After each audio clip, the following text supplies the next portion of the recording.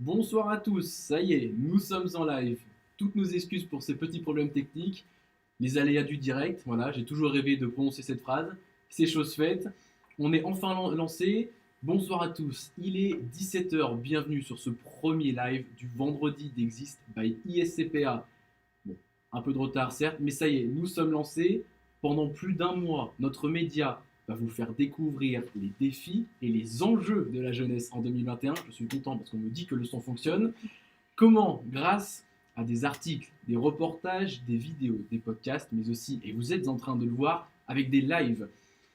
Pour celles et ceux qui nous découvrent, en cette fin de semaine, vous pouvez nous retrouver et retrouver l'ensemble de nos contenus sur nos réseaux sociaux, Instagram, Facebook, Twitter, Snapchat, TikTok et bien évidemment notre site internet www.existbyiscpa.com. En ce qui concerne les lives, nous sommes 4 ici à les organiser, 4 fois par semaine du lundi au vendredi.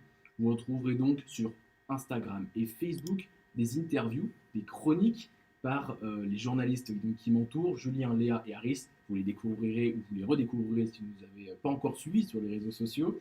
Chaque semaine, une thématique centrale. Et donc pour cette première semaine, nous avons décidé de partir sur la santé mentale, mais aussi la santé physique des étudiants et des jeunes. Mais aussi, évidemment, vous êtes en train de le voir, les lives du vendredi. Prenez note de la date, tous les vendredis à 17h en temps normal, 17h sur la chaîne YouTube. Au programme ce soir, nous commencerons avec la rubrique Le Talk, animée par Léa dans quelques minutes. Elle nous parlera du mal-être grandissant des étudiants, depuis le début de la crise sanitaire évidemment, suivi de l'interview en direct de Martin Lagrange, l'un des responsables de Étudiants en confinement, un compte Twitter venant en aide aux étudiants depuis novembre dernier. Ensuite, Aris vous présentera depuis Valence la rubrique Hier encore. Chaque semaine, nous vous emmènerons à la découverte d'une nouvelle personne, vous racontant sa vingtaine et les moments clés de ses années jeunesse. Enfin, je vous retrouverai en fin d'émission pour le premier récap. Retour sur 3 sujets, coup de cœur de la rédaction sur la semaine qui s'est écoulée. Mais sans plus tarder, lançons pour de vrai ce premier live du vendredi avec le talk Jingle.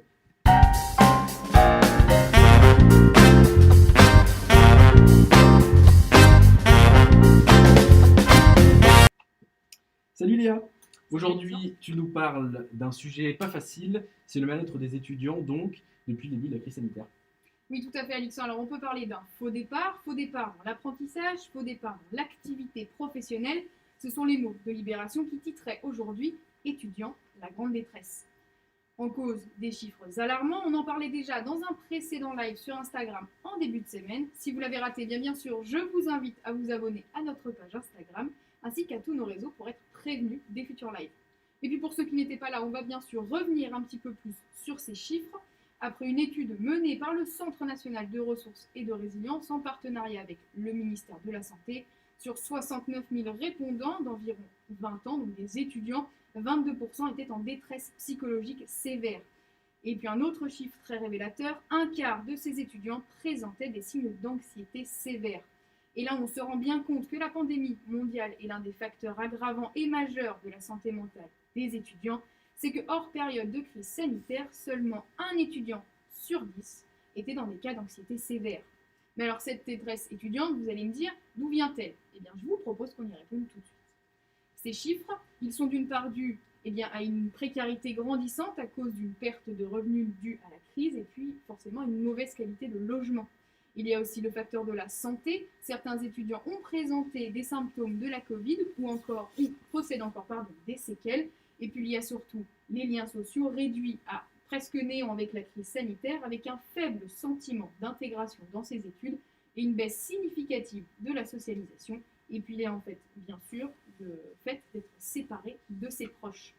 Des facteurs, on l'a dit, qui sont souvent liés à la Covid, bien sûr, mais au-delà de ça, il y a aussi un sentiment d'abandon de la part des étudiants qui se sentent délaissés par le pouvoir exécutif. Les syndicats étudiants et les enseignants s'inquiètent, c'est pour ça que le Premier ministre Jean Castex recevait aujourd'hui les représentants des communautés universitaires. Dans ce climat d'angoisse et d'isolement, certains se sont dressés pour aider les étudiants. C'est le cas du compte Twitter étudiant en confinement qui compte aujourd'hui presque 8000 abonnés. Et pour parler de l'histoire de ce compte et de ceux qui se cachent derrière, nous recevons aujourd'hui Martin Lagrange, comme tu l'as dit Alexandre tout à l'heure, responsable Discord et Twitter, mais aussi étudiant en droit à l'université de Melun. Est-ce qu'on peut activer le micro? Merci Léa pour ces premières explications. On retrouve donc tout de suite, comme tu l'as dit, Martin Lagrange en visioconférence. Je vous invite à poser vos questions évidemment dans le chat. Nous y répondrons pendant l'interview. Alors n'hésitez pas, on est là pour ça. Et Léa, c'est à toi. Bonsoir Martin, est-ce que tu m'entends bien? Bonsoir, je vous entends très bien. Super, parfait. Je te propose qu'on commence sans plus tarder cette petite interview. Alors, tu travailles bénévolement sur le compte étudiant en confinement. Est-ce que tu peux un petit peu nous raconter comment est né ce compte? Comment est né ce compte? C'est très simple. En fait, il y avait deux personnes assez connues, assez en vue sur le Twitter juriste, on va dire, spécialisés en droit, les avocats, etc., qui ont eu l'idée, en fait, pendant le deuxième confinement, quand il y a eu l'annonce, de créer un compte en voyant un peu la détresse qu'il y avait dans les milieux étudiants pour soutenir moralement, intellectuellement, en offrant le plus d'aide possible, en fait. D'accord. Voilà. Et alors, je vais résumer un petit peu. Vous faites un peu d'information, vous faites aussi un peu de conseils, et puis vous proposez surtout de l'écoute aux étudiants qui en ressentiraient le besoin. J'ai tout bien résumé? Oui, absolument. On a un Discord, par exemple, où les étudiants qui ne sont pas intégrés socialement à la fac, les L1 par exemple, peuvent venir et on va discuter avec eux, leur apporter l'aide dont ils ont besoin, ce genre de choses. D'accord. Alors, on a parlé un petit peu des chiffres tout à l'heure. Pour toi, est-ce que ces chiffres sur la détresse des étudiants, ils sont révélateurs? Alors, je rappelle simplement les chiffres. On dit qu'un quart des étudiants, donc dans une moyenne de 20 ans, présentaient des signes d'anxiété sévère. Est-ce que pour toi, sur le compte, c'est quelque chose qu'on remarque? Absolument. En fait, on a beaucoup de messages privés, de gens en messages privés qui viennent nous voir avec des situations qui sont terribles, où en fait ils sont déprimés, où ils sont carrément dans un syndrome de dépression, où ils sont anxieux pour leurs études. Et enfin, tout ça, c'est lié évidemment aux études. Et ça se voit clairement. Et qu'est-ce qui revient le plus? C'est l'isolement, le fait de ne pas pouvoir aller en cours, c'est ce que tu disais? Il y a ça, on a beaucoup de questions d'étudiants qui nous demandent quand est-ce qu'ils pourront revenir en cours. C'est beaucoup de questions sur le contenu des cours, parce que je pense que les cours à distance ne permettent pas aux étudiants d'être le mieux formés comme en présentiel. Et du coup, ils viennent beaucoup nous demander des conseils sur certaines méthodes ou des choses comme ça. C'est assez clair. Et donc en fait, ils cherchent l'info, notamment sur les réseaux sociaux, peut-être, et c'est grâce à ça, grâce à votre compte Twitter que vous essayez de les aider. C'est ça. On avait mis en place, il y a quelques mois, un Drive, un Google Drive avec toutes les fiches de cours, sur tous les cours en droit en tout cas, qu'on a pu rassembler et condenser et offrir gratuitement aux gens pour qu'ils puissent, entre guillemets, se former un peu, même si tout seul, bon, vous savez bien que c'est difficile. Et voilà, c'est vraiment une demande d'aide sur les cours et de soutien émotionnel, je pense.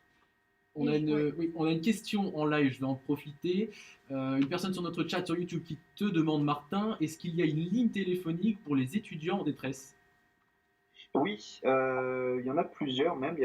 On avait fait un thread, un fil de tweets avec tous les numéros qui sont disponibles aux étudiants pour parler s'ils ressentent par exemple des pulsions suicidaires ou si juste ils sont déprimés.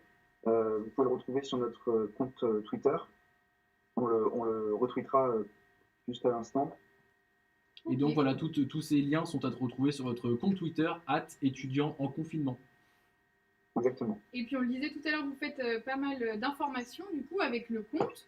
Vous êtes combien déjà à bosser sur ce projet? On est une dizaine, voilà. Ok. Et est-ce que les étudiants, ils ont tendance à passer par vous pour faire passer certaines revendications? Des revendications, vous voulez dire des choses qui viennent de leurs universités ou C'est ça. du ministère?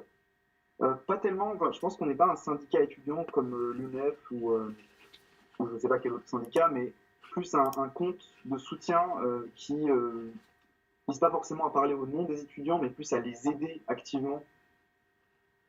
D'accord. D'accord. Et je crois qu'on a donc des questions qui continuent à arriver en complément de la première. nos spectateurs te demandent si au final, effectivement, donc ces lignes existent, mais est-ce que les étudiants appellent, est-ce qu'ils font la démarche de vous appeler? Nous appelez nous, on n'a Ouais. pas de ligne, on n'est pas spécialisé dans ça, mais beaucoup d'étudiants, notamment sur notre Discord, nous contactent pour tout simplement discuter ou avoir un lien social en fait avec d'autres étudiants, même si on n'est pas des mêmes facs, évidemment, on est des gens qui sont dispersés dans toute la France, mais on essaie de maintenir un certain lien. Ouais. Et est-ce que donc vous avez réussi à avoir des retours, notamment des lignes que vous avez fournies sur votre compte Twitter? Est-ce que vous avez eu des retours comme quoi de nombreux étudiants avaient quand même réussi à appeler? Est-ce qu'ils osent en fait franchir le pas et essayer de s'adresser à quelqu'un? Franchement, je ne saurais pas vous dire, on n'a pas nécessairement de lien, en tout cas à ma connaissance, sur l'utilisation de ces lignes, mais j'espère qu'elles sont utilisées parce que, à mon sens, si elles existent, c'est qu'il y a un but réel, en tout cas. Et il y a Jeanne qui nous demande qu'est-ce que ça change le fait d'avoir une ligne verte au téléphone par rapport à vous appeler, enfin vous contactez vous directement sur Twitter. J'imagine, comme tu le disais, vous n'êtes pas spécialisé dans l'aide à la personne non plus. Est-ce que ça change beaucoup du coup d'appeler ce numéro vert? Écoutez, moi je n'ai jamais utilisé ce numéro vert qui, je crois, est fondé par le gouvernement. Il me semble que c'est financé par le gouvernement. Je ne sais pas exactement quels sont les détails, mais j'imagine que les personnes au bout du fil savent comment parler aux gens qui sont parfois en détresse et leur prodiguer les conseils nécessaires. Après, je ne saurais pas dire précisément ce qui s'y passe, et j'espère que ce qui s'y passe est bon. D'accord. Et je crois qu'on avait une autre question de Nicolas juste avant qui nous interpelle en nous disant qu'effectivement, on parlait peu de ce sujet avant les confinements et avant la crise sanitaire. Est-ce que c'était déjà une réalité avant qui a été exacerbée par les confinements? Donc la réalité de l'isolement, on est d'accord. De l'isolement et du mal-être des étudiants, oui. L'isolement, du coup, sur cette question-là, je pense que ça dépendait parce que avant, les étudiants pouvaient se rassembler et avoir des contacts sociaux entre eux, être réellement intégrés dans les facs où ils sont. Moi, je sais que, par exemple, à Melun, on avait régulièrement des soirées, on avait régulièrement des événements organisés par plusieurs associations qui nous permettaient en fait de tisser des liens entre étudiants et de se connaître. Et c'est plus possible aujourd'hui. Mais je pense qu'il y avait certains étudiants, peut-être avant, qui étaient aussi dans cette détresse sociale. Et je pense que c'est même quelque chose qu'on avait assez peu vu, qui est exacerbé avec les événements d'aujourd'hui. Ça m'a l'air très probable. Et il y a Nathan qui nous pose une nouvelle question et qui te demande comment on se place dans ce dialogue en étant jeune, face à un jeune en difficulté, sans le brusquer ni paraître supérieur. C'est une excellente question. Je pense que il faut déjà un peu savoir de quoi on parle. Par exemple, si on parle de cours, savoir de quel cours exactement on parle. Mais si on parle juste en termes social, on va dire, on parle aux gens de façon égale. Je vais parler avec quelqu'un comme je vais vous parler à vous. Et ce sera, je pense, une expérience assez logique. Enfin, rien de spécial, quoi. On se connaît pas forcément, mais je vais essayer de vous remonter le moral, ou de vous aider, ou de vous apporter l'aide que je peux apporter. Ou... En tout cas, voilà, c'est juste de personne à personne, d'égal à égal. Très bien. Et écoute, merci beaucoup Martin d'avoir été avec nous. Je te souhaite une bonne soirée. Merci beaucoup Martin et merci Léa. On se retrouve évidemment avec toi dès lundi pour un nouveau live. Et nous continuons cette émission. Passons tout de suite à Hier encore.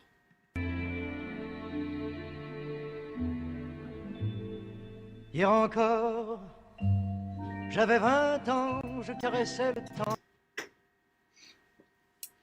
On retrouve Harris tout de suite depuis Valence où Harris a donc réalisé l'interview que nous allons découvrir dans quelques instants.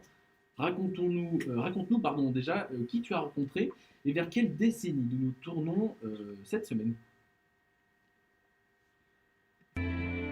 Bonjour Alexandre, bonjour à tous. Et hier encore, ce n'est pas une rubrique hommage au regretté Charles Aznavour, mais c'est une chronique où nous irons à la rencontre de personnes un peu plus âgées qui vont nous raconter leur vingtaine.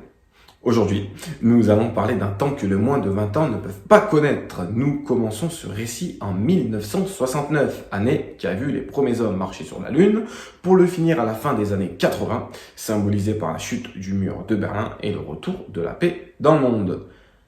Aujourd'hui, la rédaction d'Exist by ISCPA se délocalise à Valence, dans la Drôme, et va à la rencontre de Claudine Sadala, née le 9 février 1969 à Uzès, dans le Gard. Elle grandit dans un camp de transit pour harkis, menacé durant la guerre d'Algérie et rapatriée en France, à Saint-Maurice-l'Ardoise, toujours dans le Gard. En février 1976, son papa trouve un travail sur Valence et toute la petite famille s'y installe. Celle que l'on surnomme Coco commence à s'épanouir dans la Drôme. Mais son destin bascule. Le 18 mars 1988, l'année de ses 19 ans, elle subit un grave accident de voiture, la rendant tétraplégique. Au moment de la majorité, où sortir entre amis, vacances au ski ou au bord de mer rythme la vie des jeunes, elle passera énormément de temps à l'hôpital. 6 mois au centre Henri Gabriel à Lyon, puis direction l'Institut Saint-Pierre à Palavas-les-Flots afin de faire un transplant tendineux. 2 ans d'opération qui lui ont permis de sauver ses mains et d'être ce qu'elle est aujourd'hui. Depuis, Claudine fait partie d'un atelier d'art plastique qui lui a permis de faire de nombreuses expositions. Elle fait également partie d'une agence Hochelaga qui lui a permis de faire de nombreux voyages. Alors accrochez-vous bien, que des destinations de rêve. États-Unis, Mexique, Thaïlande, Russie ou encore le Maroc, que des destinations de rêve. Claudine possède donc une force de caractère énorme, lui permettant d'être une femme épanouie à bientôt 52 ans.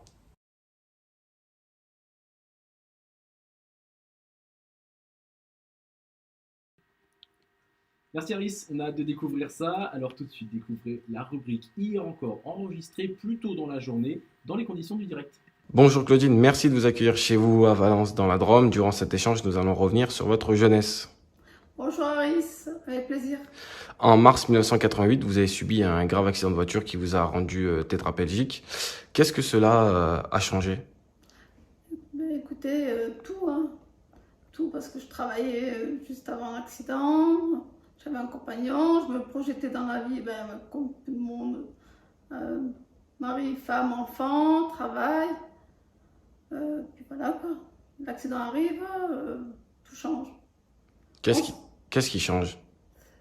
Mais il faut tout se réorganiser en fait. Autant dans le centre de rééducation, on ne se rend pas compte parce que tout le monde, la plupart est en fauteuil, donc on ne se rend pas bien compte de la gravité de la situation. Mais une fois sorti à l'extérieur en 88 en fait, retour à la maison, dans le réel, et là on voit les difficultés. Est-ce que le regard des gens a changé sur vous? Oui, ça fait 32 ans que je suis tétraplégique, que je suis en fauteuil. Il a vachement évolué et heureusement. À l'époque, les gens avaient peur d'un handicap, se retournaient à chaque fois qu'ils voyaient une personne en fauteuil. Dès qu'un petit s'approchait, on lui disait « mais non, mais arrête d'embêter la dame », chose qu'on voit plus rarement maintenant. Et qu'est-ce qu'on ressent lorsque l'on passe de nombreux mois à l'hôpital, alors qu'à côté on a nos connaissances, nos amis qui font des sorties, qui peuvent aller à l'école? En fait, déjà, on est tellement assez daté de médicaments parce que voilà, il y a des douleurs et tout ça neurologique. Et puis on est dans le centre de rééducation, on est concentré sur notre éducation, on pense, en étant jeune, on se bat pour remarcher, on espère toujours l'espoir. Et puis on n'y pense pas vraiment parce qu'on continue quand même dans le centre de rééducation. Chance qu'on a de pouvoir sortir, d'aller à des concerts ou autre. Aujourd'hui, vous avez fait pratiquement le tour du monde, vous faites de la peinture comme on peut voir derrière vous. Qu'est-ce que cela vous apporte de pouvoir voyager, de pouvoir avoir une passion comme la peinture? Déjà les voyages sont très enrichissants, que ce soit quand en fauteuil ou en étant valide. Moi, ça m'a apporté énormément parce que je pense que valide, je pense pas que je l'aurais fait. Et là, ça fait depuis 2006 que je voyage, je fais un voyage par an. Bon, là, avec le Covid, c'est clair que ça a changé la donne. Mais sinon, un voyage par an et au bout du monde, du Mexique aux États-Unis, à la Russie, etc. Et la peinture m'apaise. Ça m'occupe aussi beaucoup depuis le confinement. M'apaise et puis j'ai fait plusieurs expositions aussi. Ça m'a permis de de partager mon art et autour d'un buffet convivial. Et puis voilà. En octobre dernier, il y a le président de la République, Emmanuel Macron, qui a déclaré que c'est dur d'avoir 20 ans en 2020. Est-ce que c'est vrai? Entièrement d'accord avec lui. C'est la jeunesse d'aujourd'hui. Comment expliquer? Paye les bêtises qu'on a pu faire durant toutes les dernières décennies. Et du fait du Covid aussi, encore pire. L'exclusion, l'impossibilité de se projeter, l'inconnu, l'angoisse du futur, puis tout ce qu'il y a autour, hein, le changement climatique, tout ce qu'on leur laisse, quoi.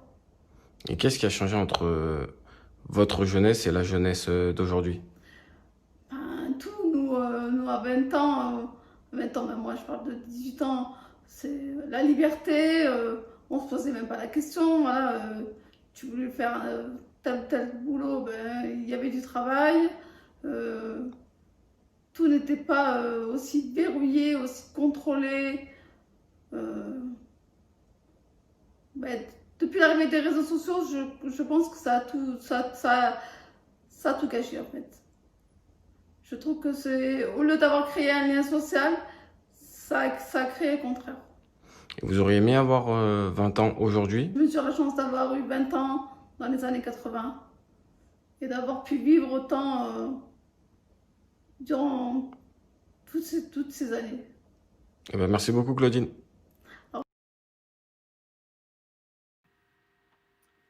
Merci Claudine, merci beaucoup pour votre temps. Je crois que je vous ai vu dans le chat, alors merci beaucoup.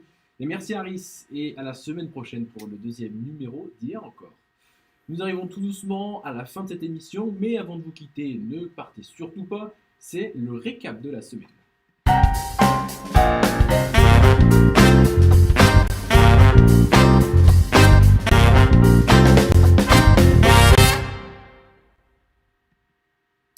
Chaque semaine, retrouvez à la fin de ce live les coups de cœur de la rédaction d'Exist by ISCPA. On commence ce récap avec du sport. L'idée leur est venue pendant le premier confinement, créer un club de football. Après plusieurs semaines de travail, 4 jeunes de 22 ans fondent officiellement l'ISN FC Chanins le 8 mai 2020 dans ce village situé dans l'Ain. Entre recherche de sponsors, recrutement de joueurs ou mise en place d'une boutique, diverses solutions ont été mises en place pour pérenniser le club. C'est un reportage d'Anthony Combrousse et Tristan Chalet. Direction l'Ain, dans un village de 900 habitants à 50 km de Lyon. Dans ce hameau, il est désormais possible de jouer dans un club de foot à l'ISN FC Chanins grâce à 4 jeunes de 22 ans. Amis depuis de nombreuses années, ils ont profité du premier confinement pour le créer. On a toujours eu l'idée de créer un club de foot. C'était toujours un truc qui était dans un coin de la tête. Le premier confinement, ça a été l'occasion, on avait un peu plus de temps, on s'est dit pourquoi pas se lancer maintenant. Et voilà, de fil en aiguille, on a avancé jour après jour pendant le premier confinement, et puis à la fin du premier confinement, le projet était déjà monté. Date officielle de création, le 8 mai 2020. 4 au départ et sont aujourd'hui 22 joueurs et un entraîneur. L'engouement a été tel qu'ils ont même dû en recaler certains. Ce samedi, et malgré l'arrêt du championnat, les entraînements continuent, preuve de leur ténacité. Courses, exercices avec ballon ou encore travail de frappe étaient au programme, et ce en dépit du froid très présent. Du travail qui leur permet d'être aujourd'hui deuxième de leur poule. Et afin de pérenniser le club, il ne manque pas d'idées. Surtout que le projet pouvait se lancer, on s'est lancé à la recherche de sponsors. Il y a beaucoup d'entreprises qui nous ont fait confiance. Là, on a le terrain qu'on va commencer, on va commencer à peupler la main courante qu'on est en train d'installer. Ouais. Et ouais, après les survêtements, on essaie de sponsoriser le maximum de trucs, pour pouvoir avoir de l'argent et faire des trucs. Une dizaine d'entreprises ont choisi de leur faire confiance, tout comme la municipalité et le maire Patrice Flamand. Présent à ce poste depuis 6 ans, il leur a alloué un budget de 7 000 € cette saison. Il leur a également mis à disposition un local et compte encore les aider. Un projet de vestiaire est notamment en cours. Cette initiative est une grande fierté pour lui. C'est des jeunes qui sont très dynamiques puisque ils essayent de trouver des sponsors, voilà, et Donc moi je leur fais tout à fait confiance et c'est pour ça qu'on les aide d'ailleurs. Donc je sais qu'ils ont un projet d'école de foot et des choses comme ça, donc c'est très bien. Les joueurs attendent à présent le retour de la compétition pour retrouver de nouveau ces mêmes sensations.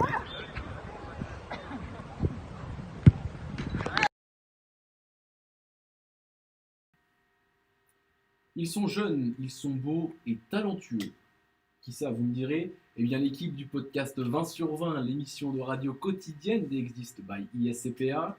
Chaque jour, une thématique et un invité pour une émission d'une vingtaine de minutes, toujours dans la bonne humeur évidemment. Je vous propose de découvrir un extrait du jeu Super Fun, animé par Vincent Imbert, Nicolas Delattre, Lancelot Maisonnier, Thibaut Jaguin et Elliot Regliardou. Et maintenant, l'heure du jeu Super Fun. Le jeu. Et voilà, après ce magnifique jingle, donc c'est place au jeu. Donc pour ce jeu de la rentrée, moi je vous ai concocté quelque chose qui va vous replonger en enfance. Alors Allez. quand on est petit, qu'on rentre de vacances, il y a un jeu en classe, on doit deviner ce que les autres ont fait pendant leurs vacances. Alors j'ai un peu arrangé le jeu et je vais vous citer des gens et vous allez devoir trouver ce qu'ils ont fait pendant leurs vacances de Noël. Ça vous va ? Ouais, allez, c'est nickel. Parti. Super, allez, on commence directement. Alors, celle-là, elle est facile. Donc, je sais qu'il y a des amateurs de foot dans la rédaction. Et donc, on va parler un peu de Neymar, la joueur star du PSG. Alors, qu'est-ce qu'il a fait pendant ses vacances, Neymar? Allez-y. À mon avis, qui connaît la il a réponse? dû faire quelque chose d'intelligent. Moi, je connais la réponse. Tu connais la réponse? Je la connais. Lancelot. Je la connais aussi. Il a fait une fête assez immense par rapport aux conditions actuelles.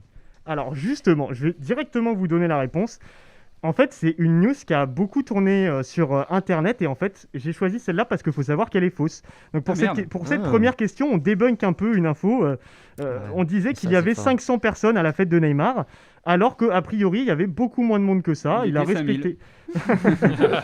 non, visiblement, ils n'étaient pas 500, ils étaient beaucoup moins que ça. C'était sa famille, ses amis proches. Ils ont tous été testés avec des tests PCR et visiblement, ça a été fait dans le respect des gestes barrières. Une nouvelle façon de faire la fête. C'est ça, on lui a tapé dessus parce que c'était Neymar en fait. Ouais, non, mais si je dis pas de bêtises, il me semble même qu'il a mis une vidéo sur Instagram où justement il filmait la table et il montrait qu'il y avait même de la distanciation sociale. Il disait 500 personnes, non.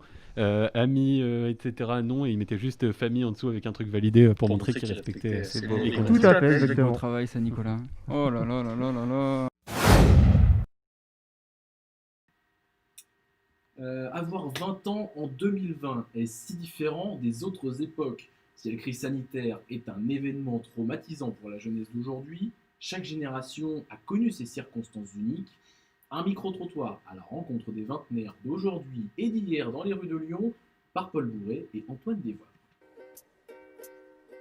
Bonjour à tous et bienvenue dans le premier micro-trottoir Exist by ISCPA. Alors est-il si dur d'avoir 20 ans en 2020 et 2021?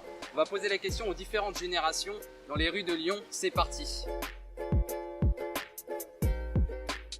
Quel est l'événement qui a marqué votre vingtaine? À mon époque, je crois qu'on n'avait pas la majorité encore, puisque c'était 21 ans la majorité, alors que maintenant c'est 18 ans.